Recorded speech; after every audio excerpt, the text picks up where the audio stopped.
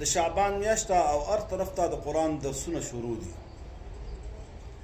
عوامو ملګرو ته او خصوصا طلباو ته یو درخواست دی چې خپل ځان قرآن سره پیوست کړي. ځای په ځای باندې دوره تفسیر شروع دی او قرآن ته کښېنئ، د قرآن ترجمه او تفسیر باندې ځان پوهه کړئ.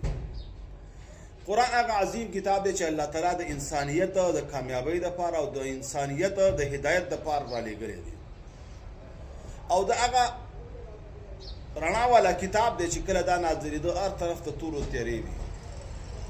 د نبي مهربان صلی الله علیه وسلم په محنت سره د قرآن رڼا اول د مکې او د مدینې او بیا عربو ته او بیا دنیا ګوټ ګوټ ته ورسېدله. قرآن هغه کتاب دی چې صحابهو نه د امت عظیم شخصیات جوړ کړ او الله تعالی بار بار فرمایي چې دا کتاب دی او د حکمت نه ډک کتاب دی، کتاب احکمت آیاته. د ګټې خبرې پکې دي او د فایدې خبرې پکې دي او ستا د هدایت خبرې پکې دي. ځکه من حکیم خبیر سورت هود کې الله تعالی په لومبني آیات کې فرمایي د حکمت خبرې پکې ذکر دي چې دا کلام د حکیم ذات دی. د حکمت خبرې پکې ذکر دي چې هغه ذات ډېر د حکمتونو نه ډکې خبرې کوي او د الله کلام دی او د الله تعالی خبرې دي.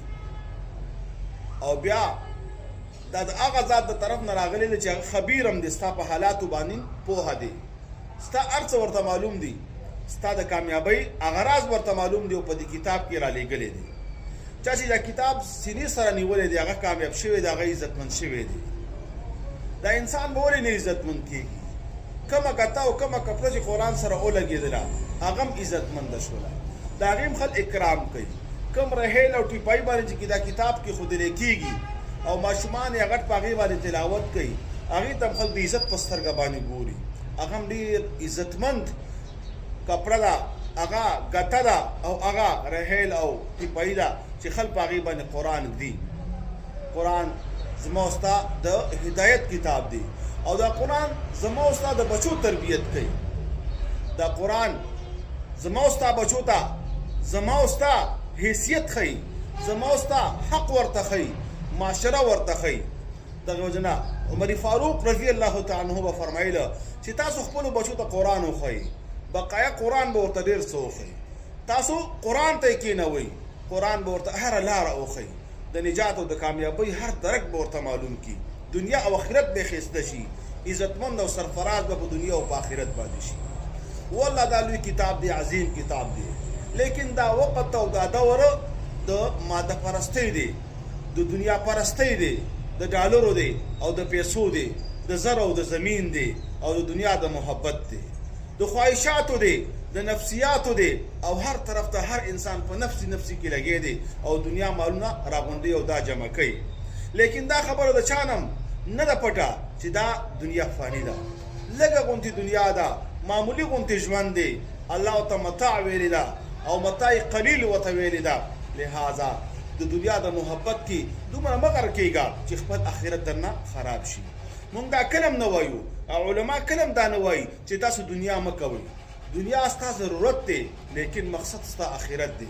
هغه مولانا رومي د دنیا یو مثال پیش کوي، اکثر یې زه بیانومه. هغه وایي د دنیا مثال داسې دی لکه یو سمندر او د انسان مثال داسې دی لکه یو کشتۍ او د دې مال او دولت مثال داسې دی لکه اوبه په سمندر کې. دنیا دا یو سمندر دی، مال او دولت دا هغې کې اوبه دي او ما ته د کشتۍ حیثیت لرو.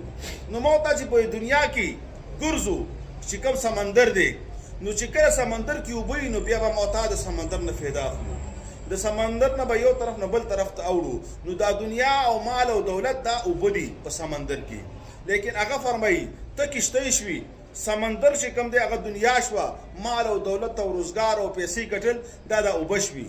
دغه اوبه د دې کشتۍ دپاره چې ته دا حیات او ژوند دی، دې نه بغیر ته ژوند نشي کولی.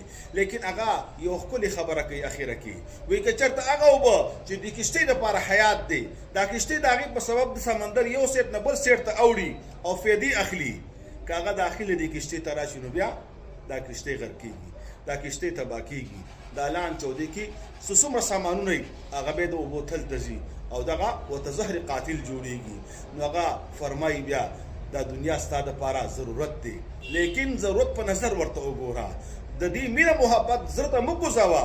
د دې بعینه مثال هغه دی چې اوبه د کشتۍ داخل ته لاړې، بیا به هلاک شي، بیا به برباد شي. دنیا تا ته انتظار نه کوي او نه بیرته په بانو باندې خلاصېږي. الله تعالی ستا د پوهې دپاره عظیم کتاب را لیږلی دی او دغه دی په رمضان کې او د رمضان نه مخکې په مختلفو مساجدو کې، په مختلفو جماعتونو کې، په کلیو او ښارونو کې د هغې بیان کېږي او د هغې اواز راځي. خبر رانه اوږدېږي، مقصدي خبرې ته به راشم. قرآن ته خپلم کېنئ، بچي م ورته کېنئ. والله ډېر هم داسې وکتل چې بچی ولګي د خپل پلار باندې ډز کوي، خپل پلار باندې گزار کوي. راشه قرآن ته کېده، قرآن به ورته وایي چې وقضا ربک الا تعبدوا الا ایاه، وی زما عبادت کوه. الله فرمایي وبالوالدین احسانا، مور او پلار سره احسان کوه. ولا تقل لهما اف، او اوف قدر مرتمه کوه. گزار کول، د ټوپک گزار کول، د کوتک گزار کول، په لاس باندې گزار کول، تیزه خبره کول، بد ردی ول دا خو ډېره لرې خبره ده. قرآن ورته څه وایي؟ وایي اوف هم ورته مه کوه. که هغه یوه سخته خبره وکړي، که هغه یوه تیزه خبره وکړي، که هغه په تا باندې ښه ونه لګېږي، تا ته نقصان په هغې کې ښکاري، وایي منه، وایي زغمه، اوف مه وباسه د خولې نه، بلکې د پلار احترام وکړه. دا څوک ورته وایي؟ دا ورته قرآن وایي. والله چې قرآن ته کله زده کړي نو ستا بچی یا ته چې څوک یې زده کړي هغه د معاشرې یو ښه انسان جوړېدی شي، هغه یو کامیاب انسان جوړېدی شي، هغه یو خوشحال انسان جوړېدی شي.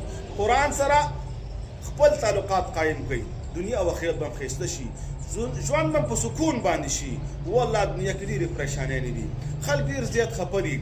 څه موده مخکې یو ریسرچ شوی و او ریسرچ په دې خبره شوی و چې د دنیا کې کم خلک داسې دي چې هغه پر سکون زندگی تیروي، خوشحاله زندگی تیروي، مطمئنه زندگی تیروي. په هغه ریسرچ باندې دوی ډېر وخت لګولی و او دا ریسرچ هم انګریزانو کړی و. ډېرو ملکونو ته تلي وو، قسما قسم پیشو والا خلکو سره میلاو شي وو، استاد سره میلاو شي وو، نو کارخانهدار سره میلاو شي وو، زمیندار سره میلاو شي وو. د دنیا د څومره شعبې دي، که هغه تجارت دی، درس تدریس دی، که انجینر دی او که ډاکټر دی، که زراعت دی او یا بل څه پیشه ده، ټولو سره میلاو شي وو. هغوی مسلمان سره میلاو شي وو، نو نورو مذهبونو والا سره میلاو شي وو. څو کاله پس هغه د ریسرچ یو ریزلټ لیکي، یو نتیجه لیکي، وایي موږ د دنیا کې وګرځېدو، د دنیا د خلکو سره میلاو شو، موږ کلي او ښاریو ته، غرب او شرق او یو ځای هم پرې نښوده، یو دین والا موږ پرې نښوده، بوډا او ځوانه او ښځه او سړی ټولو سره موږ خبرې وکړي. لیکن موږ ته یو مسله مخې ته راغله، یو نتیجه مخې ته راغله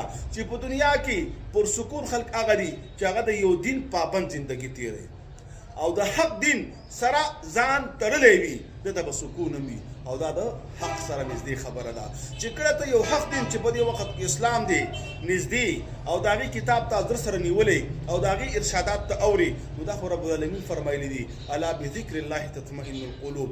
قرآن کې سکون دی، قرآن کې اطمینان دی. قرآن ته وقت ورکړئ، قرآن باندې خپل ځانونه مزین کړئ، قرآن باندې خپل ځانونه ښایسته کړئ او قرآن ته چې څومره نږدې کېږي الله به دې عزت جوړ کړي، الله به دې خاندان جوړ کړي، الله به مال دولت درکړي.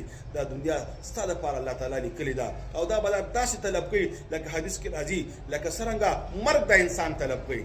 مرګ به تا پسې ګرځي، د مرګ نه غلطېږي نه، د مرګ نه خطا کېږي نه. چې کله ستا مرګ راشي لا یستقدمون ساعه ولا یستأخرون، نه یو سیکنډ مخکې کېږي چې کله راغلی نه وي او نه رستو کېږي چې کله راشي، نه په پیسو باندې، نه په شپارس باندې، نه که ته ښی هم مرګ نه رستو کېږي او که ته بدي هم نه رستو کېږي. که ته محتاج یې او که ته په هر څه باندې ښه برابر یې، که ته فقیر یې او که ته د وقت بادشاهي، مرګ چې راغی هر څه به بیا ختمیږي، هر څه به بیا ودرېږي. که ستا بچي جاري، که ستا ښځې جاري، که ستا باغونه خرابېږي او که ستا فصلونه تباه کېږي، که ستا کاروبار ودرېږي، دې باندې څه فکر نشته او یو شی هم نه ودرېږي.